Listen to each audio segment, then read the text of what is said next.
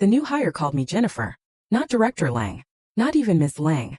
Just Jennifer, the one who used to run training like I was some seasonal decoration they forgot to take down. It was 7:42 a.m. on a Tuesday. I was pulling printer toner from a supply cabinet when he said it. I smiled anyway. 12 years building the spine of this company, hiring protocols, onboarding systems the employee handbook HR still uses to this day, and I was being mistaken for the help. That's the thing about people development. Nobody remembers it exists until morale tanks or a lawsuit lands on the conference table. I didn't need applause. Never did. I'd watched executives I personally trained get promoted over drinks at overpriced whiskey bars, while I got birthday cupcakes in the break room. That's a specific flavor of humiliation, but I swallowed it because I believed what I built mattered. That training wasn't overhead. It was legacy. Turns out legacy doesn't fit on a balance sheet. What does? Layoffs. Those make beautiful bar graphs. By year 5 the joke started. Asterisk Jennifer's a lifer. Queen of the onboarding jungle. Don't mess with her, she's got dirt on everyone. Asterisk I smiled through everyone. Let them think I was the harmless office auntie with laminated sign-in sheets and a seasonal donut rotation. Let them forget I had access to every executive's Myers-Briggs profile, every resignation timeline, and an equity clause I'd quietly negotiated back when our CEO still used a Hotmail account and begged early employees to take stock instead of cash bonuses. Most of the other VPs laughed and flipped their equity. I kept mine. Carefully. Quietly. By year 8 they stopped joking and just forgot I was in the room. Meetings shifted from let's loop and Jen to who even owns training anymore. Like I was a ghost haunting the Google Calendar. I watched 5 bosses cycle through above me. All of them some flavor of Jake or Austin. All of them obsessed with KPIs and culture upgrades. All of them temporary. I outlasted every single one like mold on a forgotten coffee mug. Year 10 I stopped waiting to be seen and started preparing for war. Even if I didn't know exactly what I was preparing for yet. I hired a career strategist out of my own pocket. Enrolled in an executive leadership program so prestigious I told people it was a yoga retreat.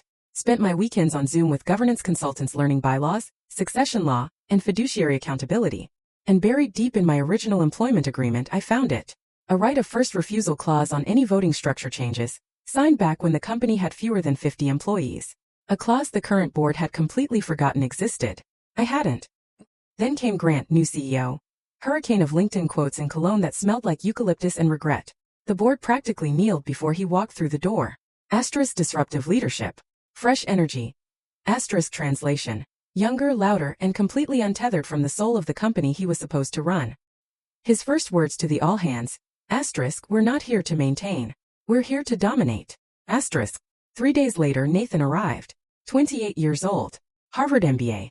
The emotional intelligence of a cheese grater. He wore skinny suits and looked like he'd photoshopped himself onto his own business card. His title, Chief of Strategy Implementation. His favorite phrase, legacy overhead. I became fluent in Nathan within a week. He renamed every department. People development became HPX, Human Potential Excellence. My team looked at me like frightened passengers who just heard a grinding sound from the engine. I didn't have the heart to tell them we'd already hit the iceberg. When a guy like Nathan starts asking how much redundancy is built into a department, what he means is, how fast can we gut this without needing to refill the chairs? It happened quietly at first. My standing meetings with department heads got replaced with syncs with interns. Budget requests went unanswered. My Slack permissions were downgraded without explanation. Then came the email, updated role scope, urgent, signature needed. 2 pages dressed in corporate perfume. Buried in the middle, my authority over training, onboarding, and policy development would be transferred to strategic ops for streamlined oversight. In other words, they were turning me into a mascot. I read it twice, laughed once, and forwarded it to my lawyer. She responded in one line. Asterisk, don't sign. Not yet. Asterisk. In meetings, Nathan cut me off mid-sentence with asterisk, let's keep this future-facing. Asterisk, if I referenced past outcomes he'd say asterisk, we're not a museum. Asterisk, once, during a quarterly review, he leaned across the table and smiled. Asterisk, brilliant at creating systems, Jennifer, but systems get stale. We need lean energy now. Asterisk. I sipped my tea. Didn't say a word. Then they scattered my team. One transferred to product. One shuffled to supply chain. One just vanished. I found out when I saw his mug still sitting in the dishwasher a week later. And then they moved my desk. Literally. My corner office, glass walls, the fake fern I'd kept alive for a decade, was handed to a consultant named Petra who specialized in ROI accountability. I was given a workstation near the communal printer. Toner fumes. Hallway view. Nathan stopped by one afternoon, leaned on my desk like he owned it, which I suppose he thought he did, and said, asterisk, hope you're not too attached to titles. We're all fluid now. Asterisk. I looked up. I've never needed a title to do damage, Nathan. He grinned like I was flirting. That's when something shifted in me. The confusion burned off. The hurt hardened into something cold and deliberate. I'd seen boys like this before. They think office politics is chess. They play like toddlers flipping the board when they start losing. What they never consider is that someone else built the board and knows exactly which tiles trigger the trapdoor. I called a lawyer who owed me 2 favors and a bottle of wine. Then I opened the bylaws and started reading, line by line, highlighting anything that looked outdated, anything that could be reshaped. Meanwhile, Nathan was quietly rewriting financial history. Budget line items that used to read leadership coaching or compliance training vendor were now buried under vague labels like operational support flow and intangible resources, non-client facing. A financial word soup, and the ladle stirring it was Nathan. The kicker? My name was still on every original approval chain. Every line now labeled discretionary or non-essential had once passed through my hands back, when this company still believed developing people was worth more than slapping slogans on coffee mugs. And then came the email from the audit team asking me to justify coaching expenses from 3 fiscal years prior. 3 years. As if I was hoarding gold bars in the training room ceiling tiles. Nathan's cologne was all over that email. I didn't respond right away. Instead, I started printing receipts, approval chains, meeting notes, slide decks bearing Nathan's name built entirely on frameworks I designed 2 years earlier. I found a quarterly budget deck in our shared drive, my formatting, my talking points, my structure, with just the footer changed and his name stamped on top. Nathan had never met a mirror he didn't love. That weekend, I drove to a lake house I co-owned with my sister. No Wi-Fi, 2 legal pads, 3 bottles of dark red motivation. I mapped every budget Nathan had touched since arriving, cross-referenced against legacy expenditures, and highlighted every omission, deviation, and renamed category. The pattern was unmistakable. He wasn't streamlining the company. He was erasing its institutional memory, mine especially, and replacing it with buzzwords no one would question until something broke. I reached out to HR casually, asking them to confirm my current title for an external partner. The woman on the phone got oddly quiet. Asterisk. Let me check and get back to you. Asterisk. That's when I knew something was already moving. The next morning, I arrived to find my nameplate replaced. Not removed, replaced. The new one read, Advisor Talent Continuity. No conversation, no courtesy slack. I picked it up, dropped it in my tote bag, and laughed loud enough to make the intern near me drop his yogurt. Then came the stairwell. Danielle, a former intern of mine, now a junior manager in marketing, found me between floors. She looked nervous, eyes darting. She handed me her phone without a word. A live Slack thread from a private strategy channel, where someone had forgotten to restrict permissions. Asterisk. Let's finalize the package and schedule the termination before Q4 kickoff. Preferably Friday. Don't want legacy noise dragging into planning. Asterisk. The message above it read. Asterisk. Have we confirmed how to shut off her access post-meeting? Would hate for JL to catch wind early. Asterisk. JL. Jennifer Lang. I handed the phone back. Stood in that stairwell long enough to feel something settle in my bones. They weren't just erasing my title. They were preparing to erase me. They called me in at 9:01 a.m. sharp, early enough to avoid gossip, late enough for someone else to handle the mess. The meeting invite said Q3 Strategic Realignment Touchpoint. Corporate 4, we're burying you with a smile. I didn't bring a laptop. Didn't bring a notebook. Just a fountain pen, black ink, sharp nib. Something about the weight of it felt correct. Nathan sat at the head of the conference room. Blue suit, no socks, ankles exposed like he'd personally defeated traditional footwear. HR sat beside him, a printed packet on the table with my name in bold 14-point font, the same font we used for offboarding procedures. Jennifer, Nathan said, motioning to the seat across from him. Asterisk, thanks for coming in. Asterisk. I didn't sit. He sighed dramatically. Asterisk, we've concluded your role no longer aligns with our strategic direction. Effective immediately, your position is being eliminated. Asterisk. HR slid the packet across the table. It made that low papery whisper, judgment meeting silence. Of course, Nathan added. Asterisk. This is no reflection on your past contributions, but there have been questions about some expenditures. Vanity certifications. Personal consulting billed as team development. Asterisk. He let the word vanity sit there in the air, daring me to react. I didn't. Instead, I uncapped my pen and signed. One clean stroke. Slid the packet back. Reached into my coat pocket. Placed my badge on the table so gently you might mistake it for reverence. Do what you must, I said quietly. Asterisk. I look forward to formally introducing myself at Monday's board meeting. Asterisk. The air changed. Nathan blinked. Asterisk. I'm sorry, what board meeting? Asterisk. I smiled. Notice. No explanation. Just that soft, haunting kind of smile people carry into their therapy sessions. I turned and walked out. Outside, the autumn air hit me like a dare. I didn't go home. I went straight to the cafe across town. The same booth where I'd met the board chair 6 months earlier. The booth where we'd reviewed company bylaws, line by line, preparing for exactly this day. I opened my leather folio. Inside, a signed notarized voting proxy, a shareholder motion drafted by counsel, and the agenda for Monday's board meeting. I ordered coffee black, then texted the chair. Asterisk all set. Let's make it clean. Asterisk. He replied in 60 seconds. See you Monday, interim CEO. I took a long sip. My smile returned. This time it reached my eyes. That night, I unlocked a drawer that had been waiting for this moment longer than Nathan had probably been shaving. Inside 6 file folders. The first, my original equity agreement from 11 years ago, granting me the right to amend and co-sign governance policies in lieu of cash bonuses. No exception. No exceptions. Nonda. They'd forgotten it existed. The second, shareholder holdings confirmations. My stake 34.1%. Add 2 trusted allies I'd mentored into the advisory board over the years, and we controlled just north of 51%.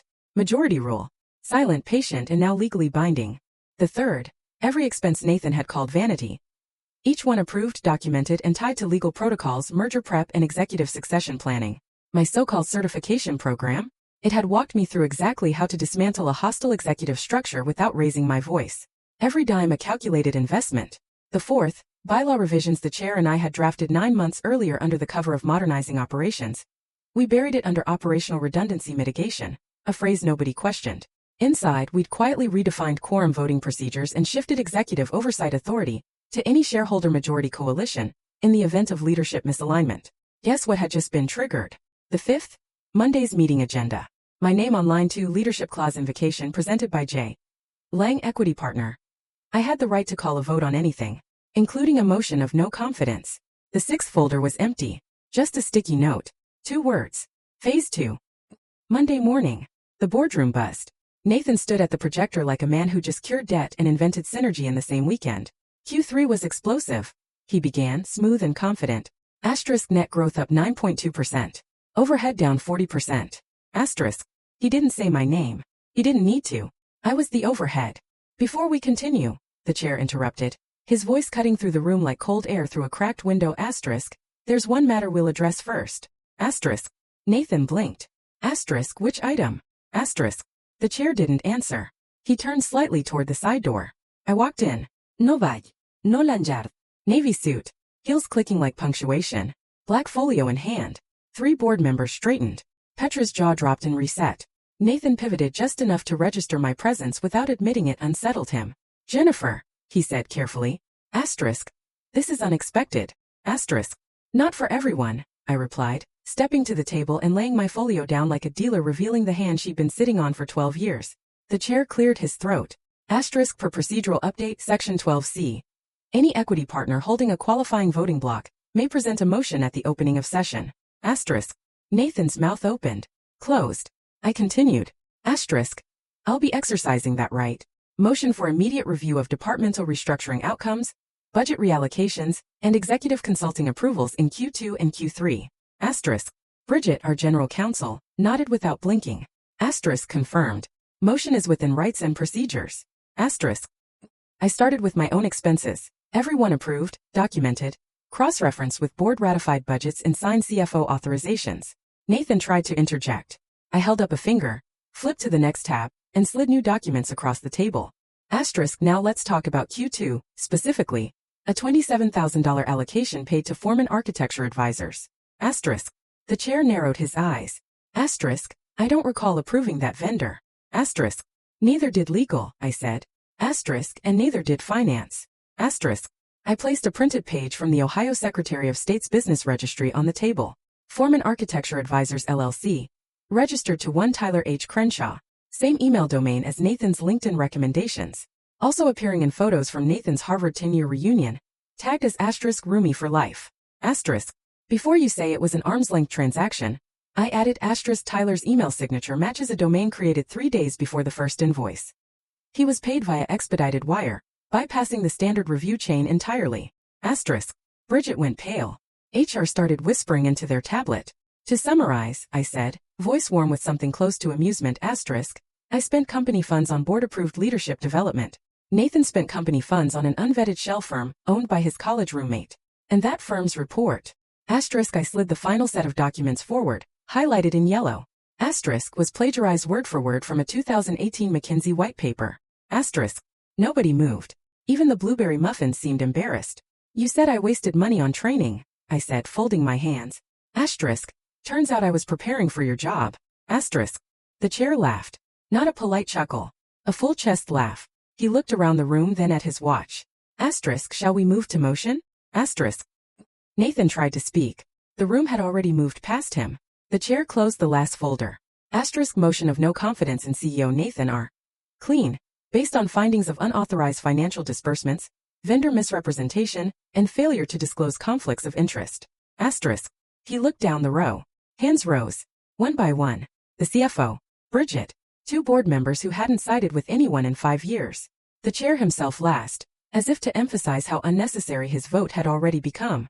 Motion carries, said Bridget. Asterisk. Majority reached. Asterisk. Nathan's lips went pale. Asterisk. This can't be binding. There needs to be a review. Asterisk. That review just occurred, the chair said. Asterisk. As of this vote, you are no longer CEO. Asterisk. Nathan stood slowly, fighting gravity. Asterisk. I have initiatives pending. We're entering Q4. Asterisk. We'll survive it, the chair replied. Asterisk. It's a company, not a cult. Asterisk. A few suppressed laughs passed through the room like ghosts. Nathan turned to me. Not with rage, not quite with disbelief. Just the hollow look of a man realizing for the first time that he was never the smartest person in the building. I held eye contact long enough to make sure he'd carry the memory. He looked to HR. They looked away. He looked to Petra. She found her cuticles fascinating. He looked at the floor. Then he walked. No badge to surrender, no box of personal effects. Just a man in an expensive suit exiting like a forgotten punchline. 5 minutes later, he came back through the glass doors trembling. Asterisk. You can't do this. I built Q3. I cleaned her mess. She's emotional. She's bitter. She's not a visionary. Asterisk. I stood slowly, gathered my documents into one clean, neat stack. Then I turned to him. Asterisk. Security is waiting. Asterisk. Not a threat. A courtesy. Derek was right outside the door. Arms crossed, patient. Nathan muttered something that started with "This isn't over," and ended in nothing. Then he walked out for the second and final time. Suit rumpled. Legacy in ruins. The chair turned to me once the room had settled. Asterisk. Jennifer. Would you be willing to serve as interim CEO while we formalize the transition? Asterisk. I didn't answer immediately, because the victory wasn't in being asked. It was in knowing I didn't have to ask them. Effective immediately, the chair announced. Asterisk. Jennifer Lang will step in as interim chief executive officer. Her equity position, tenure, and demonstrated leadership qualify her under the new bylaws. Unless there are objections. Asterisk. Silence. The reverent kind. The kind that settles when something long overdue finally clicks into place. I walked down the hallway, past the frosted glass doors, past Petra's abandoned desk, past the spot where I used to stand invisible while executives handed each other promotions like Halloween candy, and stopped at the door that had once been mine, then his, now mine again. I slid in the key card. The reader blinked green. The office was exactly as he'd left it. Half-scribbled notepad on the desk. His coffee cup still warm. Buzzwords everywhere: leverage, traction, gamify. All the empty jargon in the world couldn't save a man who forgot who built the road beneath him. I sat down, deliberate, centered, opened the bottom drawer and removed a red file folder I'd kept hidden behind old onboarding guides. Its label in fine black print. Succession Plan Phase 2. I placed it on the desk, smoothed the cover, opened it, and whispered, just loud enough for the room to hear. Asterisk. I was eliminated from under you, not from above you. Asterisk.